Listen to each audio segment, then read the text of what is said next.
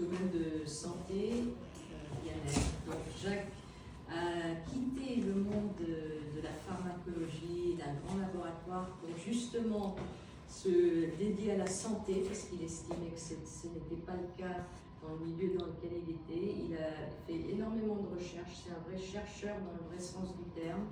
Et je suis ravie de savoir aussi, on a repris contact suite à cette pandémie, cette période de confinement et autres, où Jacques avait participé à 2 documentaires dans ses recherches grâce au microscope VFF, qui est très puissant et qui a pu analyser le sang des personnes qui ont reçu des injections et qui a pu aussi les soigner, parce que c'est pas constater que les gens sont malades suite à ça, c'est déjà dramatique, mais savoir qu'il y a des possibilités de les guérir, ben, c'est ce qui m'intéressait. C'est pour ça qu'on a invité Jacques à venir aujourd'hui, et merci d'être là et de relayer cette information. Merci Jacques d'être là. Merci à toi.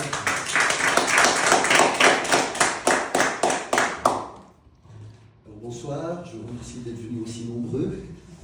Ça fait très plaisir de vous voir, ça veut dire que c'est un petit comité, comme ça on va vraiment pouvoir échanger des choses vraiment importantes qui, j'espère, pourront être dupliquées par la suite aussi. C'est ça qui est important. Donc, comme vous le savez, le titre de l'exposition d'Eva et de Gildas, c'est les non-dits.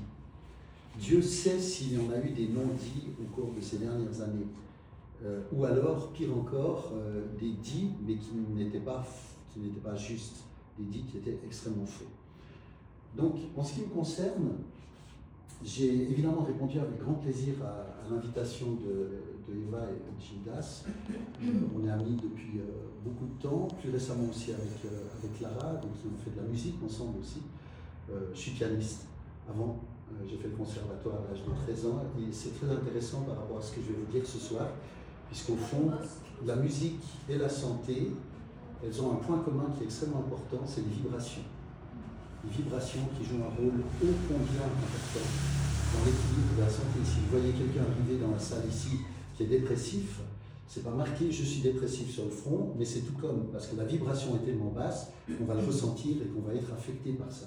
Donc on est tous des êtres vibratoires avant tout, et ça c'est très important de le voir, mais on se doit aussi de rester extrêmement vigilant par rapport à justement toutes ces vibrations qui nous entourent. Et parmi ces vibrations, bien évidemment, les médias, il y a tout ce dont on nous abreuve de bon gré ou de mal gré au cours des journées, des semaines, etc. et qui finissent par nous faire penser que le mensonge est une vérité et que la vérité est un mensonge. Et c'est là qu'il y a quelque chose qui ne va pas. Et j'en ai vraiment pris conscience avant le Covid, il y a plusieurs années en arrière, plus de 30 ans en arrière, quand j'étais responsable de 4 fonctions qui sont normalement attribuées à 4 personnes différentes, mais c'était en Suisse. La Suisse, c'est pas un pays très grand. Donc j'ai eu cette chance, en quelque sorte, et ce privilège de pouvoir devenir pharmacien clinicien, c'est-à-dire associé en recherche clinique, spécialisé dans le système nerveux central, le système immunitaire, mais également spécialisé dans les études cliniques qui étaient liées à des nouveaux produits, par exemple, responsable aussi de l'information médicale et pharmaceutique vis-à-vis des tiers, lorsque des médecins ou des hôpitaux ou des pharmacies nous posaient des questions sur les produits, et c'est ce qui est devenu la plus grosse industrie pharmaceutique du monde. Donc ce n'est pas une petite échoppe de quartier, je parle de GlaxoSmithKline. Et puis j'étais responsable, outre ces études cliniques, également de toutes les relations avec les autorités concernant le renouvellement de molécules ou bien les dossiers qui permettaient de les faire valider pour qu'ils puissent être distribués aux patients, bien sûr. Et puis j'étais responsable aussi, alors ça c'est très intéressant, il faut savoir que, et ce n'est pas Jacques qui me contredira, dans les industries pharmaceutiques, il y a un département très particulier qui est le département des effets secondaires.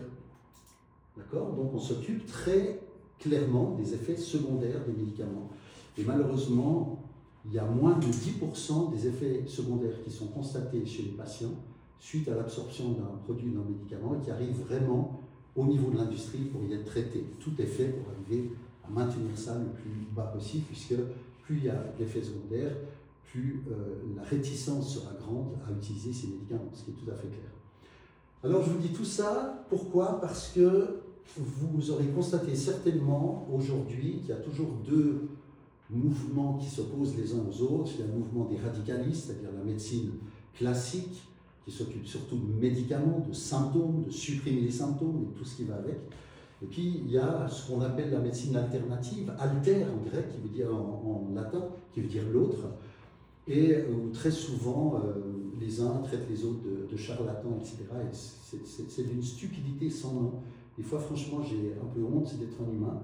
Et donc, en ce qui me concerne, j'ai cherché à faire exactement l'inverse, c'est-à-dire à essayer de créer des ponts entre les gens, entre les pays, entre les disciplines, là où d'autres s'ingénient à ne vouloir creuser que des fossés.